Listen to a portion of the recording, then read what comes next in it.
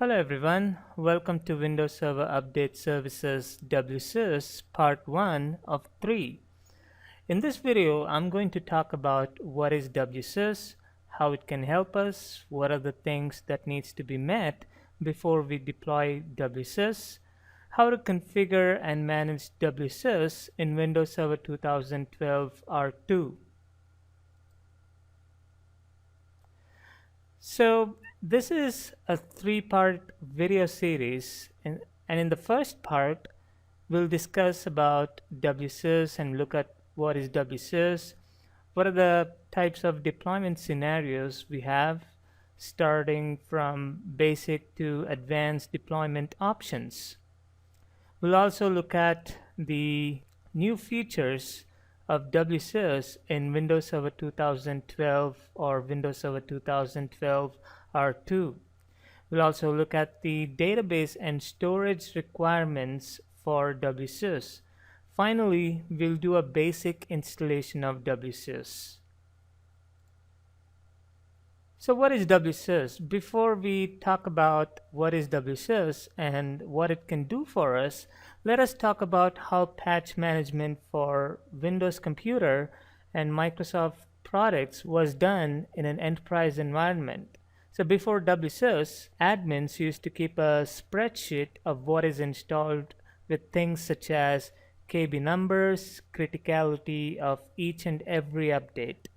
And without third-party patch management, admins had to either make every computer in the network to connect to Microsoft Update website to fetch the updates, or they had to download the updates in a shared folder and then go to each computer to copy and install the updates from that shared folder.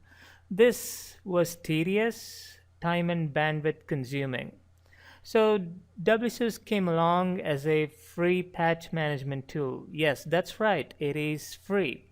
So you don't need to pay for it, and it comes shipped in Windows Server 2012. So WSUS is a centralized patch management console in Windows Server which can be used by admins to manage and distribute the latest and the greatest Microsoft product updates in a much more efficient way.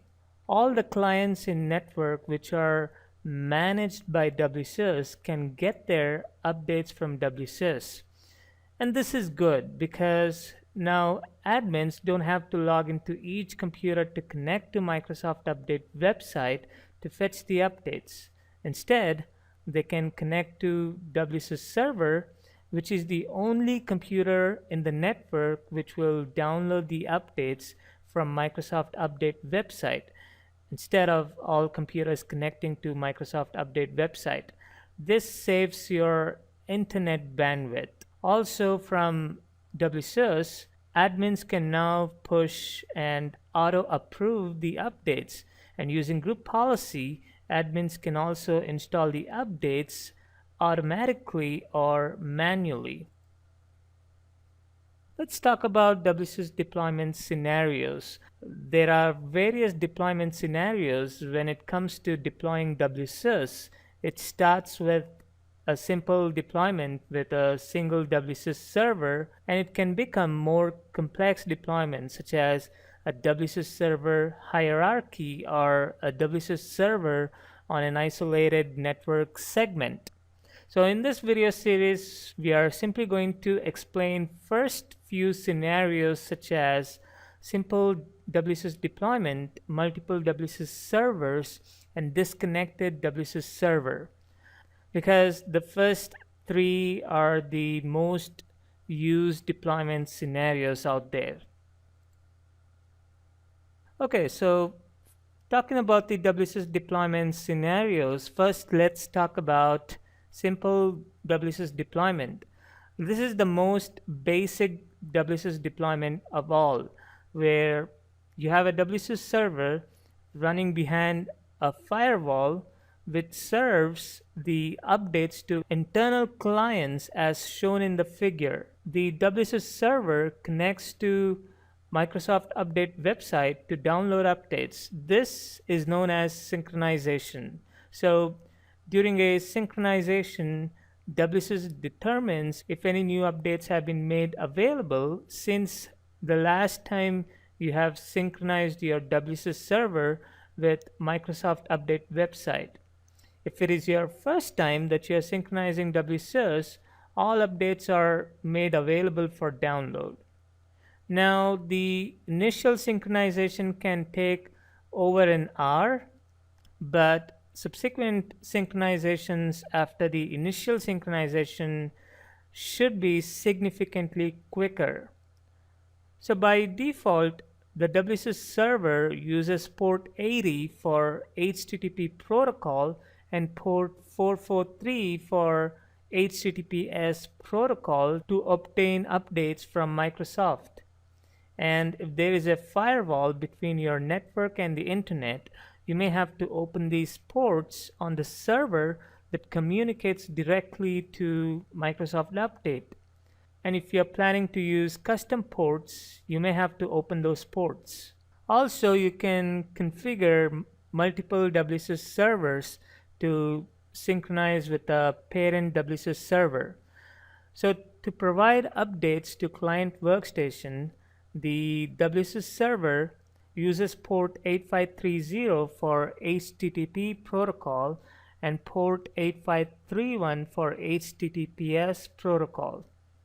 So this figure shows a WSUS server scenario in which an administrator can set up a server running WSUS inside the firewall, which synchronizes with Microsoft Update, and it distributes updates to client computers. Next, we have multiple WSUS servers deployment scenario. In this scenario, we can deploy multiple WSUS servers in which only one server is exposed to the internet, and it is the only server that downloads the updates from Microsoft Update website. This server is called as the upstream server, and all the other WSUS servers are called as downstream servers. So the downstream servers are the servers which will synchronize with the upstream server to fetch the updates. And if applicable, these WSUS servers can be located throughout a geographically dispersed network to provide the best connectivity to all client computers. So this figure shows an example of multiple internal synchronized WSUS server. We also have a scenario called as disconnected WSUS server. So if for some reason, let's say your WSUS server does not have access to the internet, but you have, let's say, another WSUS server in another site which has access to internet. So from that WSUS server which has access to the internet, you can export the updates into a media such as DVD and then import the same data to the WSUS server which does not have internet access. So this is called as disconnected WSUS server setup. Now let's talk about what's new in WSUS Windows Server 2012 and Windows Server 2012 R2. So starting from Windows Server 2012, you can now install or uninstall the WSUS server role from Server Managers. So now there is no need of downloading WSUS setup files separately. And WSUS server role and setup files come shipped with Windows Server 2012 and later. And also WSUS UI wasn't integrated into Server Manager in the previous versions of Windows Server, but starting with Windows Server 2012, the WSUS server is integrated into Server Manager.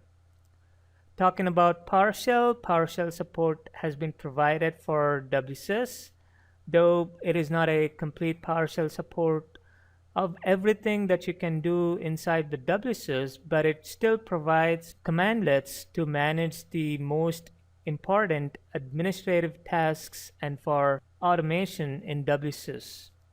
Using PowerShell, you can do things such as getting the list of product that WSUS supports, running WSUS cleanup, approving updates, and so on. Security has been increased between Windows Update website and WSUS server, and also with Windows 8 Update agent using SHA-256. So using SHA-256, Windows Server or Windows 8 Update agent verifies file signature, and so there is no man-in-the-middle attack. Also, starting from Windows Server 2012, you can now install WSUS to a local or a remote machine or to a VHD file. Now let's talk about the database requirements for WSUS. WSUS requires database for each WSUS server to store WSUS server configuration information, metadata that describes each update, and information about client computers, updates, and interactions. WSUS database can be a local database or a remote database running on a separate server other than your WSUS server. So below are the supported database and editions for WSUS. So we have Windows Internal Database, WID, which is a local database that is local to the WSUS server. We also have supported SQL database such as Microsoft SQL Server 2012 with SP1, Microsoft SQL Server 2012, Microsoft SQL Server 2008 R2 SP2, Microsoft SQL Server 2008 R2 SP1. So the above SQL servers can be standard or enterprise or express edition. And Windows Internal Database is included starting from Windows Server 2012. So when you install WSUS using Windows Internal Database, a database file which is called susdb.dbf is created in C Windows WID data folder. One thing that you need to note is that the SQL Server 2008 R2 has a database size limit of 10 GB, which is more than sufficient for many WSUS deployments. And Windows Internal Database has a minimum requirement of 2 GB RAM, which is beyond the standard Windows Server system requirements. Continuing about WSUS database, if your WSUS role is installed on a computer that is different than your WSUS server, you need to consider a few things such as the database server cannot be configured as domain controller. Likewise, the WSUS server cannot run remote desktop services, and the database server must be in the same Active Directory domain as the WSUS server, or it must have a trust relationship with the AD domain of the WSUS server. And the WSUS server and the database server must use the same time zone or be synchronized to the same coordinated UTC time source. And when it comes to database authentication, WSUS supports only Windows authentication for the database and not the SQL Server authentication. And it is also recommended that you use Windows Internal Database for all types of WSUS deployment scenarios except for NLB WSUS deployment type. Now, Windows Internal Database does not provide you any tool or UI to manage it, but you can still use some external tools to manage it. Okay, so let's talk about WSUS update storage. So when updates are synchronized to your WSUS server, the metadata and the update files are stored in two separate locations. Metadata is stored in the WSUS database, and the actual update files can be either stored on your WSUS server locally or on Microsoft Update servers, depending on how you have configured your synchronization options. So if you choose to store update files on your WSUS server, client computers will download approved updates from the local WSUS server. If not, client computers will download approved updates directly from Microsoft Update website. So the option that makes the most sense for your organization, it depends on the network bandwidth to the internet. It also depends on the network bandwidth on the internet and your local storage availability. So you can select different update storage solution for each WSUS server that you deploy, but the first one is local WSUS server storage. Local storage of update files is the default option when you install and configure WSUS, because this option can save bandwidth on the network connection to the internet, because client computers download updates directly from the WSUS server. So this option requires that the server have sufficient disk space to store all updates. So at a minimum, WSUS requires 20 gig to store updates locally. However, it is recommended that you have 30 gig of disk space. Next option is remote storage on Microsoft Update servers. So you can store updates remotely on Microsoft Update servers. In this case, the root WSUS server synchronizes with Microsoft Update website to receive the updates metadata only. So it will not download the actual update files, but it will download only the metadata. And after you approve the updates, the client computers download the approved updates from Microsoft Update website. This option is useful if most of your client computers connect to the WSUS server over a slow WAN connection, but they can connect to the internet over a high bandwidth connection. So this saves disk space and network bandwidth in your organization. All right, demo time. So we are going to install WSUS, and it'll be a simple WSUS deployment. So let's look at our lab environment. So we have a pretty basic setup. We have DC01, which is a domain controller, as well as DNS running Windows Server 2012 R2, and it is the single domain controller of contoso.local domain. And in the same domain, we have WSUS 01, which is also running Windows Server 2012 R2. And this is the server where we are going to install WSUS role, and it's going to act as an upstream server. And we also have 3 clients. The first one is Windows 8, second one is Windows 7, third one is Windows XP. And all of these clients and the WSUS server is joined to the domain. And if you can see here, the WSUS server is connected to the internet to download the updates.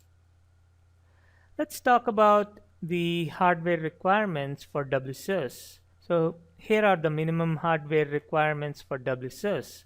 You need a processor of 1.4 gigahertz 64-bit processor, or a 2 gigahertz or faster is recommended. And for memory, WSUS requires an additional 2 gig of RAM, more than what is required by the server.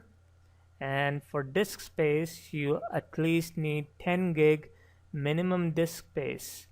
but 40 gig or greater is recommended. And for network adapter, you need to have a network adapter which is of speed 100 meg or greater.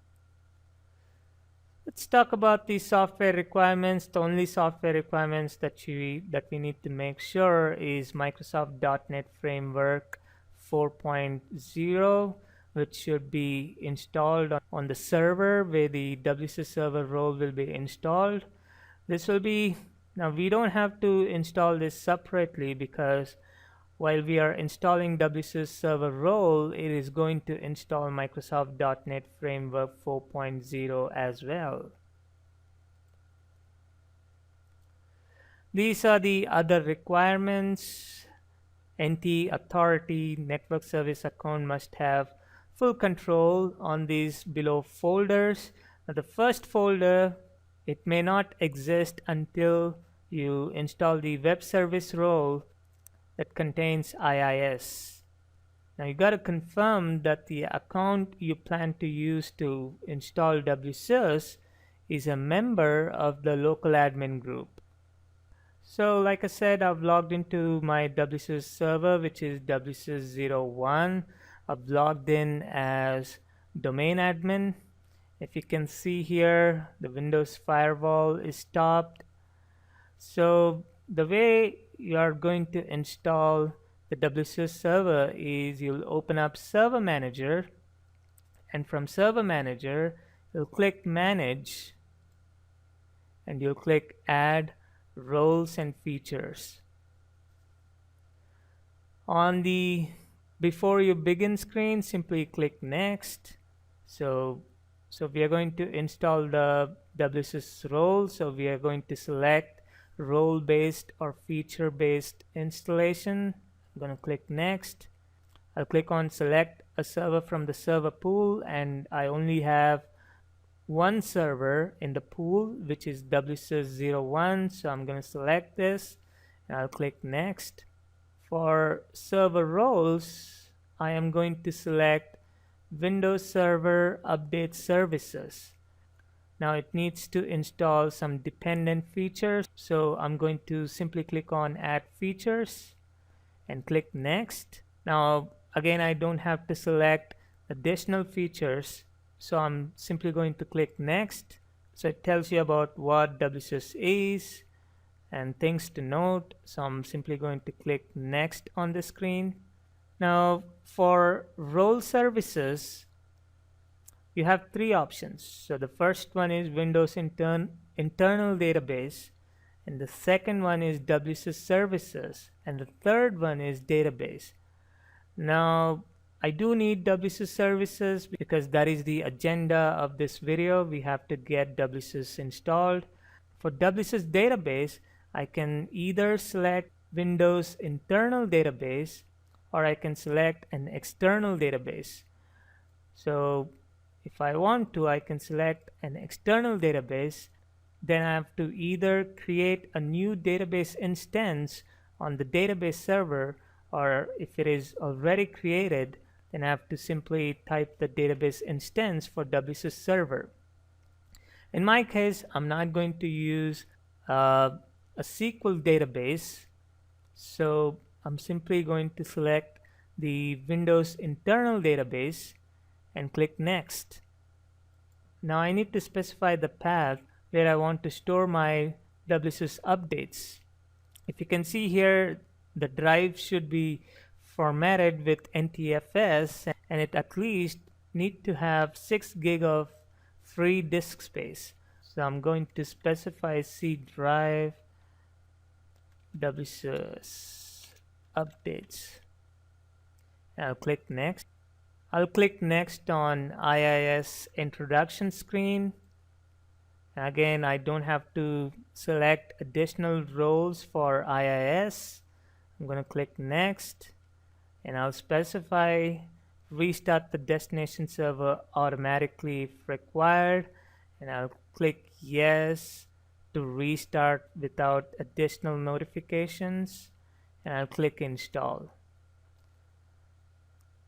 Alright, so you can see here that the installation has has begun. Alright, so you can see here that the installation has succeeded on WSUS 01, and it says that the configuration is required, and it gives an option to launch the post-installation tasks, which I'm not going to do now. So I'll click close, and on the left side in the server manager you can see that the WSUS has been added as a snap-in. So if you click here, it says configuration is required for WSUS update services on this server. So, and in the next video, so in part 2 of this video series, I'm going to explain how you can configure and manage WSUS. Thanks for watching the video. For more videos, please subscribe to my channel.